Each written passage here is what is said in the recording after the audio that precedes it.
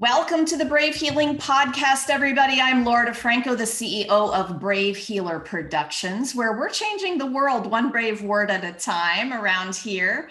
And here today to help me with that mission is Amy Gillespie Dougherty. She is the creator of Irigenics, Ancestral eye reading, and founder of Clara. Children's lives are the responsibility of all, where they create survival skills training programs for at-risk youth.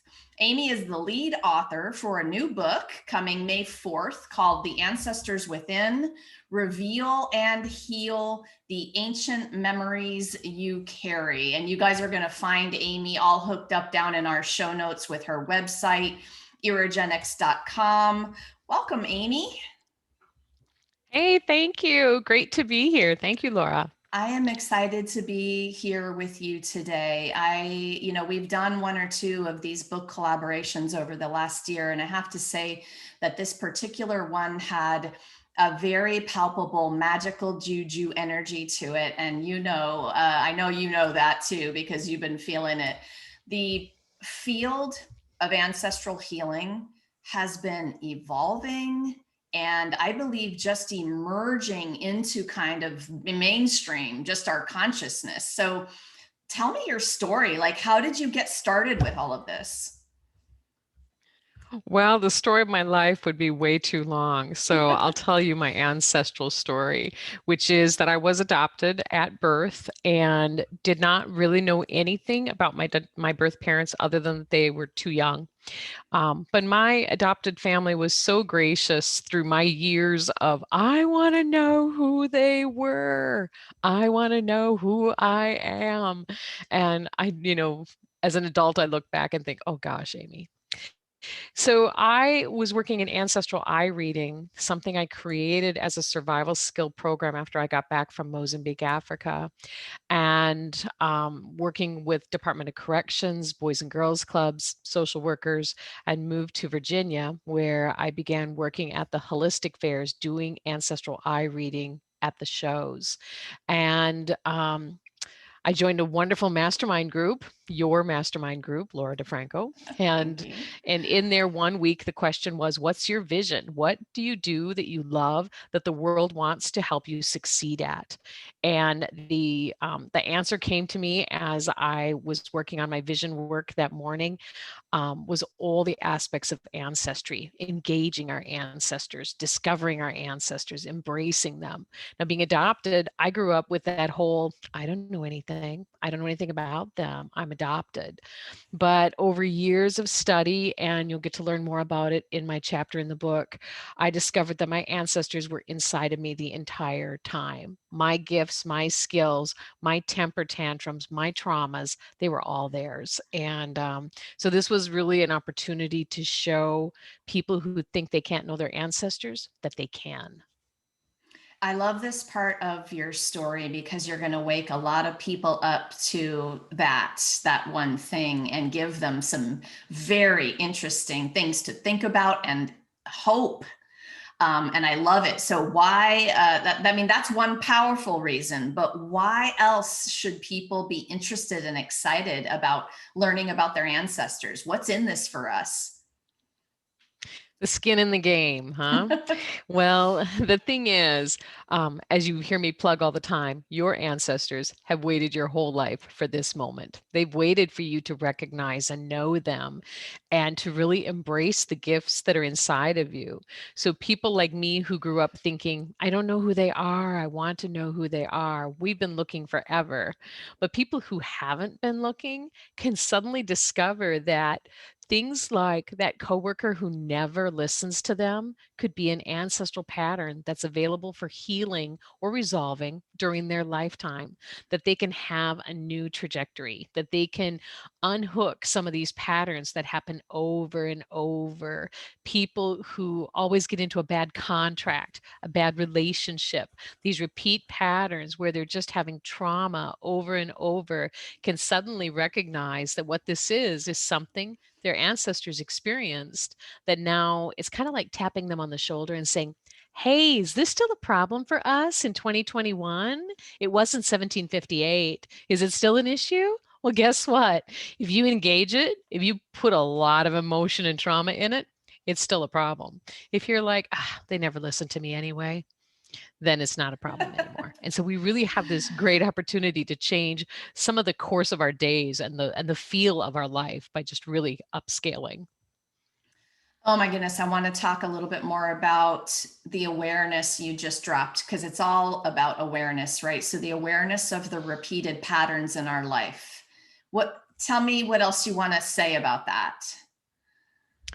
Well, that was my focus for this first book because as a collaborative, as an anthology. There's 25 authors. I love that you call me a lead author because I am just one of 25 authors in this book, bringing in 25 perspectives and different healing aspects, well over 250 years of experience. So I wanted to start with repeat patterns because for some people, they may look at something like shamanic journeying and saying, "Ooh, I'm not sure what that is." Or they may look at genealogy and say, well, I don't know my ancestry. Or they may look at adoptee and say, well, I'm not adopted. But all of us have repeat patterns. And if we think we don't have repeat patterns, we can look at our brother or sister or colleague and go, oh, that happens to them all the time. What's wrong with them? How come they keep getting in these situations? Well, it's a situation that can happen to any of us. For example, not being listened to. Maybe people don't listen to you and you get enraged. You never listen to me. Why can't you hear me? And I might be like, they never listen to me anyway. My best bet's to leave a little post-it on the door. And so it's a matter of these are normal day-to-day things that come up. But for some people, they really hit their trigger and they turn into big things, things they talk about, things they rage about, things they cry about. And that was a big part of what led me into this, as I found that people could be even like almost suicidal over something as simple as not being heard, not being listened to, which isn't necessarily simple because it can be very painful. But the thing is, it could just be an ancestral pattern, and there might be a really simple solution like, did you ask them if they could listen to you? No? Well, let's try that. Hey, I want to tell you about my day. I want to tell you about this horrible thing that happened. Do you have a minute to listen to me? And at that point, you have kind of taken back the power and you've put a cut into the energy of this repeat pattern by saying, let's try a new way. It's 2021. Let's try something our ancestors didn't do in 1855. Let's just ask. Let's tap it out. Let's do EMDR. Let's do visualization. Let's do things our ancestors didn't have for tools and try a new way and just see what happens. So, if you don't have the knowledge of who they were, I mean, your case is an incredible case of that, and many people who are adopted have no clue, and so they just stop right there. They quit because they don't think they have access. Talk to me about that a little bit more. So I'm adopted and my brother is also adopted. And he's one of those who was like, well, I'm adopted and, I was placed in this home. And he really didn't have that drive to find his genetic family. I was born incest. I was going to find them. But the truth is, as you said, I have a miraculous story. I met my birth mother at 19, my birth father at 54, and the synchronicities, the same jobs for the same companies at the same desk, passing each other's homes throughout our lives in different states, meaning like of the 50 United States, situations of we met and my birth father said, give me fingerprints. He did fingerprint profiling and I do eyeball profiling. My cousin's taking all the same career job paths that I was going to take, the same college, the same credits, everything right down the line without ever knowing I existed. And so those synchronicities that we don't know about, especially as you said, when we're like adopted or in a situation of not knowing, we're just kind of floundering. We're like, well, I don't know anything anyway. But with my chapter, and there's some other chapters in the Ancestors Within where we really address some ways to start recognizing things that are clearly ancestral patterns. If it was weird, bizarre, unique, and it happened up to age 8 to 10, it's ancestral. If it's bizarre and weird and it happens to you over and over again, it's ancestral. And we can look for the source and keep looking for it or find it. But also you can kind of rest in knowing that certain things are ancestral, just like an incredible gift to play the piano, right? It comes from somewhere in that DNA line. It comes from somewhere back there. Would a blood brother, sisters, blood siblings, would you find that their repeated patterns are the same every time or not necessarily? And Not why? necess Yeah, it's a great question. Thank you. So I'll touch on it briefly. I do ancestral eye reading. So I look at macro photographs of people's eyes. And so you will find, like, when I photo families, brothers and sisters and parents, sometimes they'll have certain markings that are the same, like an issue with a matriarch figure, where typically the response is something like, no matter what I do, it's just not good enough for that woman. Whether that was a school coach or a teacher or a boss, it's that same sense, that same thought pattern. But you'll find that not necessarily. So birth order determines a lot about body build and about some of the situations and who you're tied to ancestrally. A firstborn girl is tied to father's mother. A firstborn boy is tied to mother's father. He has that string bean, you know, engineer, scientist, thinking about things. She's got that. I'm a nurse, I'm a doctor, I'm a teacher, I'm working, I'm going to save everybody, that kind of bossy boots girl thing. And so the personality How did patterns you and know? stuff. Well, my poor adopted parents raised three firstborns in the same family, unbeknownst to them. But all three of us were firstborns, and you can imagine we did some headbutting because we were all firstborns without anybody knowing it, but everybody wanting their spot back. Yeah, you immediately had me writing down a note, father's mother. Okay, so I have my grandmother in my mind and I'm going there and I'm thinking about it. And I am Right. all of those things. So that's awesome. Okay, you've mentioned the eye readings a couple of times, and Mhm. Irigenics is your company, Irigenics Ancestral Eye Reading. And this is something that you started, founded, and are now teaching to other practitioners. Tell me more about this. So when I got back from Africa in 2010, I had been doing survival skills training for kids and at-risk individuals in Mozambique. And when I came back to the States, I wanted to continue the work, and I was looking at what kills young Americans. What is the threat? What's the survival skill? And it was really so much about self-esteem and suicidal and self-destructive behavior patterns. And so I met with a gentleman who was teaching a course on conscious language, how we speak, um, what our subconscious is thinking. Some people are always talking about loss and not having enough, or body image, or not being good enough. And, other people are in that win-win conversation all the time. But he had a program called bio-optic holography, reading the eyes, and I was hooked. So you probably can't see it here, but I have heterochromia. This eye is brown and this eye is blue. And so my eyes were kind of a topic of conversation growing up, of course. Um, but it was just the coolest thing watching him read eyes. Well, all the way through, I felt like there's just something missing here. Something doesn't make sense. Do the eyes change throughout life? Do they not change? And so I studied with 4 or 5 different people. And when I got to the fifth person, he was working with grandparents and great grandparents. And up until then, I was like, how could a person be born with a marking in sibling rivalry when they're the oldest child? They don't have any siblings yet. And then how does that work? As they get more siblings, do their eyes keep changing? And then if a sibling dies, does it switch back? And what about step siblings? And, it was just all over the place. Something just was just picking at me like, this doesn't make sense, doesn't make sense. And when I got to this man's work, Denny Johnson, when I got to his work and he was working with grandparents and birth order, I was like, that's it. It's our ancestors' issue with sibling rivalry with girls. Our ancestor had sisters or was in a female competitive environment. So if you think about those Olympic ice skating girls who are like 6 years old competing, for the top competition, or 8 years old competing, or when you go to the hair salon and you hear the girls fighting over who took the mousse or who took the hair dryer, that is a female competitive environment right there. So we can recreate those environments and those patterns anywhere. And that's what kind of came into Irigenics.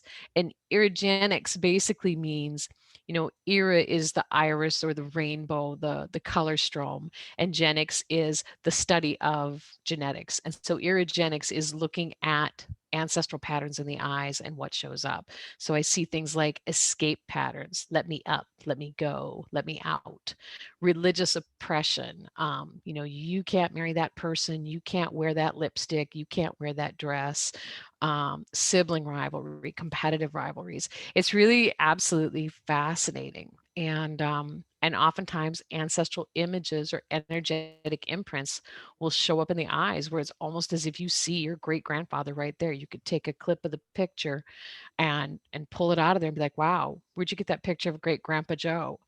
So that's the part that's pure woo woo. So there's going to have to be a lot more data research and a lot more studying. But when it comes to self-esteem patterns, it's really been powerful. Working in Colorado with social workers, I had social workers say, Amy, you get to more in one 45-minute session than I get into the first 3 to 5 sessions with a client, because as you're looking at it in their eye with them on the screen in a picture, and you're saying, wow, there's this pattern of, no matter what I do, it's just not good enough for that man. They're like, oh my gosh, yes, that's my dad, or that's my brother, it's my boss, it's my teacher. And so they recognize the patterns. So when you were saying, how can adopted people who don't know their ancestry, or others who don't know their ancestry, feel a little bit strong about this information? That's one of the ways, because it's in that imprint. The eyes are the only thing that are full size when we're born. When we come out, they're the only thing. Our brain grows, our face grows, everything except our eyes. They're the only thing that's full size at birth in a human. Wow.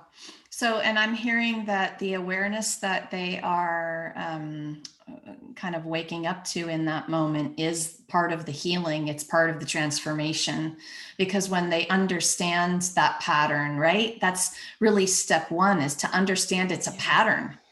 Yes. And it's not like bad luck that they're having with this repetitive pattern coming around. It's actually, yeah. Or something they did wrong, right? So one of the great examples, and I wrote about this in your book, The Ultimate Guide to Self-Healing, Volume 4.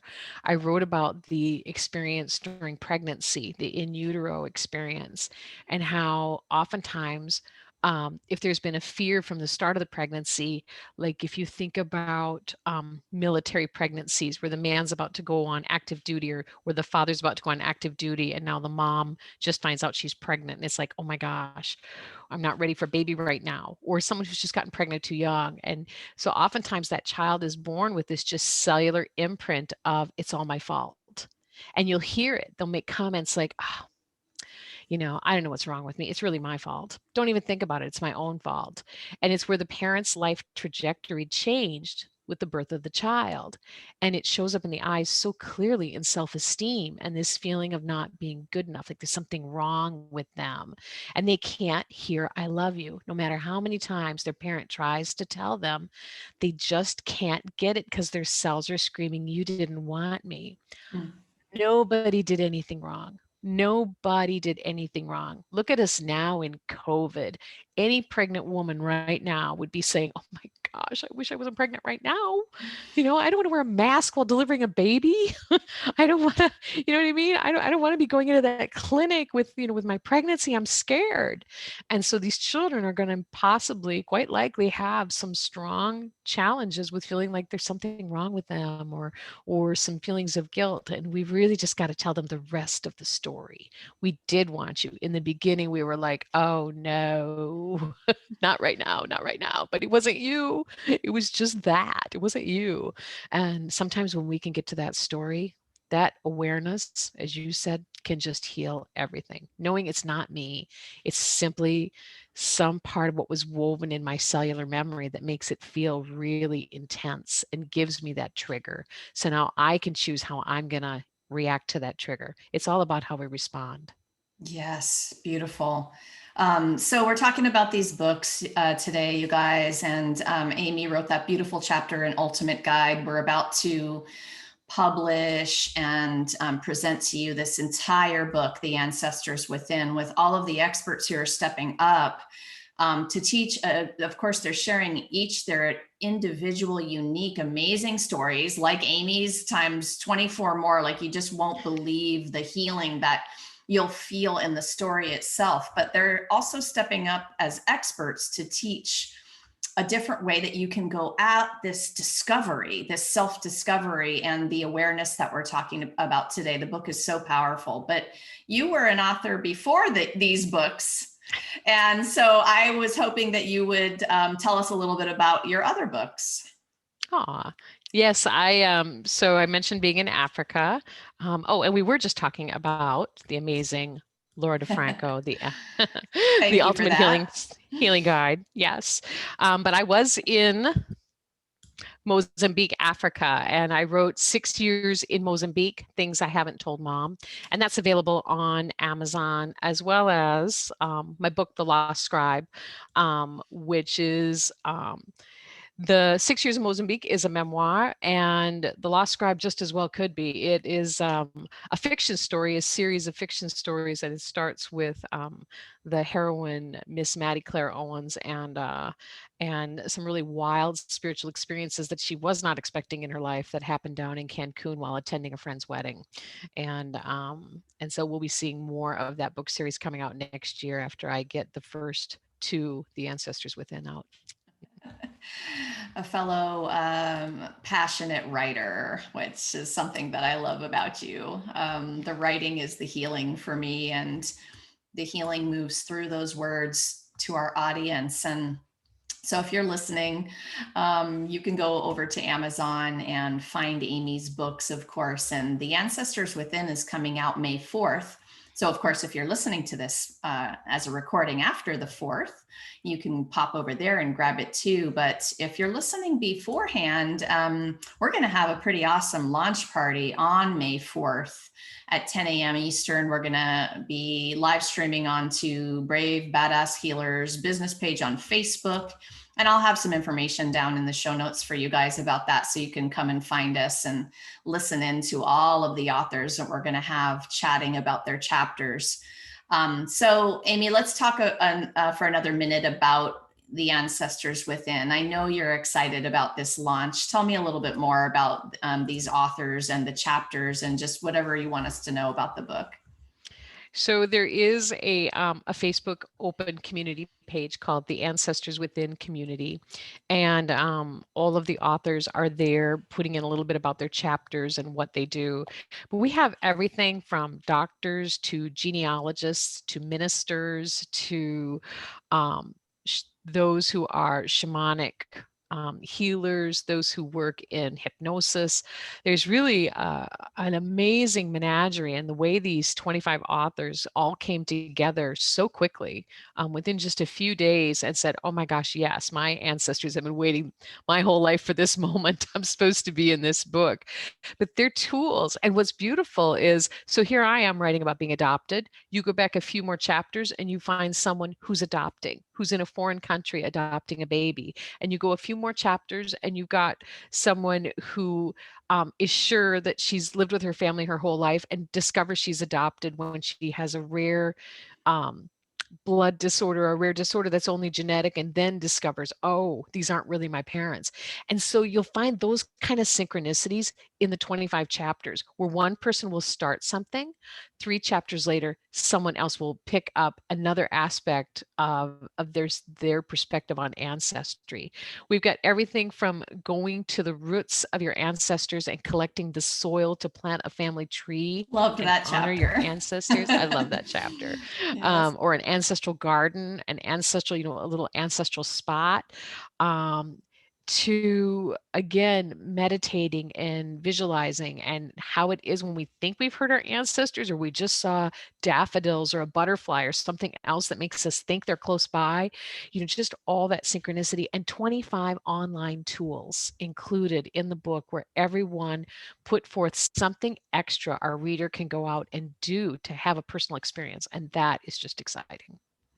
It is. It's badass, seriously. I mean, part of the mission here with Brave Healer Productions was to give the reader those practical experiences and also have a book where they could come into your group and rub elbows with the authors and ask them questions about this amazing stuff that they're reading. And I don't know a lot of places where you can do that with the authors of the books, or do it for free. So I want everybody to know that that's an incredible benefit. And I'll have that Facebook group link down here in the show notes for you guys so that you can come over. You can join that group whether or not you own the book, but you're going to want to own the book to be in there anyway. So, Amy, did you want to say anything else about that? No, just like you said, beautiful access. You can start asking questions now before the book's even out. Exactly. It's a great place. Exactly. So what's one last thing that you want the listeners to know today that will inspire them to explore their ancestors a little more? So sometimes I hear people talk about they don't like their ancestors. Maybe they come from ancestors that they perceive did some who knows what back in the day, or they've had some poor experiences with parents or grandparents, and they're like, I don't want to look any further than that kind of thing. But when we're talking ancestry, every one of us had an ancestor on this planet when those pyramids were put up. We don't know who they were, where they were, what they were doing. We can go do a DNA test and it'll start narrowing down a genealogical area or potential of what they might have been doing. But that interest you have in watching the History Channel or watching Bob Ballard dig up a ship under the water, or your affinity for embroidering or crocheting, those are all pieces of your ancestors. They are safe and sound right here in the treasure chest of you. And no two people, I read eyes for identical twins, fraternal twins, mirror twins. No two people have the same fingerprints. No people have the same exact ancestors. So you are their living reflection right now, and you're the only one. And you're the only one that ever will be. So what you do, they do. What you gain, they gain. You are their one shot at now. And so healing up these patterns and making your life feel better, go for it, guys. Oh my goodness. Jump in. Gives me goosebumps. I really am glad that you said that. I have some kinds of feelings about certain people, and I've already shifted the way that I think about it thanks to those last few sentences. Thank you.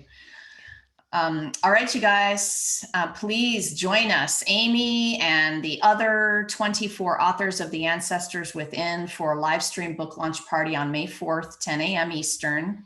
And we're going to be live streaming that onto the Brave Badass Healers Facebook business page. Of course, just repeating, if you're listening to this after the 4th, well, that means you should hop over to Amazon and head over and grab your copy. And lastly today, you guys, remember, your fear of not good enough is boring. What if the thing you're still a little afraid to share is exactly what someone needs to read to change or even save their life? It is time to be brave. You guys are going to find all the links for information about all of the Brave Healer collaborative book projects and workshops that we have going on, all the opportunities down in the show notes. See you next time, everybody. Thank you, Amy. Thank you.